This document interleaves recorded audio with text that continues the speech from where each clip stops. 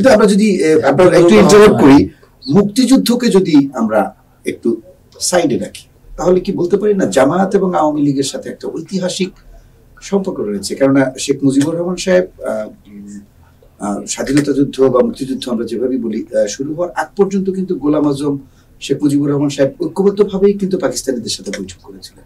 আমি একটা উদাহরণ দিলাম, সম্পর্কটাও তো ঐতিহাসিক। রাগ রক্ষা করতে চেয়েছিল আওয়ামী লীগ সরকার, তো আওয়ামী লীগ দল তো মনেই করেছিল যে পাকিস্তানের সরকার গঠন করে তারা প্রধানমন্ত্রী যাবে তারা, সেই কারণে শেষ দিন পর্যন্ত চেষ্টা করেছে। পরবর্তী সময় তো 25 মার্চ রাতের বেলা তো গ্রহণ হলো। আর জামাত তো সরাসরি স্বাধীনতা বিরোধী করেছে। এখন কথা হলো জামাত এখন যে ভাষায় কথা বলে এই ভাষা কোনোভাবে গ্রহণযোগ্য না। যাদের দেশের স্বাধীনতার ক্ষেত্রে কোনো অবদান নেই, এই দেশে কোনো আন্দোলনে একটা আন্দোলন দেখাতে পারবেন যেখানে তাদের মানুষ শহীদ হয়েছে, যেখানে তাদের মানুষ আহত হয়েছে, যেখানে তাদের মানুষ হাসপাতালে গেছে আহত হয়েছে, দেখাতে পারবেন। এই জুলাই আন্দোলনে সেখানে তার পরিচয় গোপন রেখে, এ যে কত বড় মুনাফিকি, নিজের পরিচয় গোপন রেখে তারা বলে আমরা এতজন সমন্বয়কারীর ভিতরে 100 এতজন আমরাই। আগে যে বলতে ছাত্র শিবির তার সমন্বয় বানাতো, বুঝতে পারতো না। এবং এই যে ঢাকা বিশ্ববিদ্যালয় ছাত্রলীগের সাথে মিছিল করলো তারা, তারপরে যে 5 তারিখ এসে গেল তখন বললাম ছাত্র শিবিরের প্রেসিডেন্ট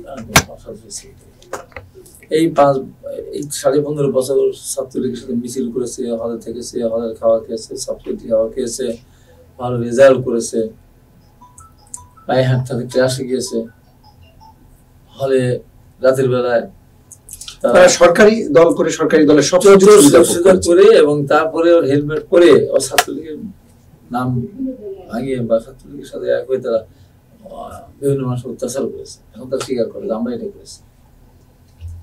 এই জামাত এখন বিএনপিকে ভয় দেখে, কাজে এখন বলতে ডাকসু জিতেছি, জাকসু জিতেছি, চাকসু জিতেছি, ডাকসু জিতেছি। জাতীয় সংসদ নির্বাচনে বিএনপিকে না, তারা তো স্পষ্টই বলছেন যে বিএনপিকে মানুষ ভোট দিবে না, জামাতকে ভোট দিবে। আমার প্রশ্ন, জামাতকে কেন ভোট দিবে? অবদান কি দিয়েছে? ওরা 13 সালে আন্দোলন করেছে, তখন তাদের নেতাদেরকে যুদ্ধাপরাধের দায়ে শাস্তি দেওয়া হলো। তাদের নেতাদের মুক্তির জন্য, নেতাদের ফাঁসি হয়েছে তার প্রতিবাদ মিছিল করেছে। জনগণের স্বার্থে কোনোদিনও কিছু করে না তারা। এবং একটা মানুষ, একটা দল, তাদের তো আমাদের বাংলাদেশে তো অন্য কোনো রাজনৈতিক দলের কোনো ব্যবসা প্রতিষ্ঠান নেই, জামাতের আছে। ব্যাংক লুট করলো, দখল করলো, তারপর তাদের হাসপাতাল আছে, তাদের স্কুল আছে, তাদের কলেজ আছে, তাদের মেডিকেল কলেজ আছে, এমনকি তাদের বিশ্ববিদ্যালয় আছে, তাদের কোচিং সেন্টার আছে।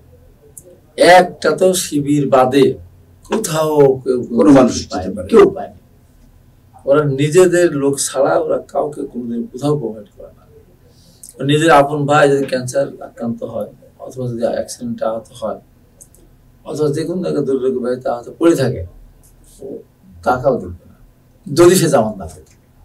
জামাত করলে তার সাথে যেখানে গেছে জামাত টাকা দেবে, কিন্তু ভাই বলে যাচ্ছে জামাত করা দেবে না। এই ধরনের মানুষ, এবং এরা যদি ভবিষ্যতে যাবে না ইনশাল্লাহ কোন রূপক অর্থযুদ্ধ হবে, এদের হাতে ক্ষমতা আসলে ওই জামাত শিবির বাদে একটা লোক চাকরি পাবে। আমি একদম লিখে দিতে পারি, একটা লোক চাকরি পাবেন বলেই তো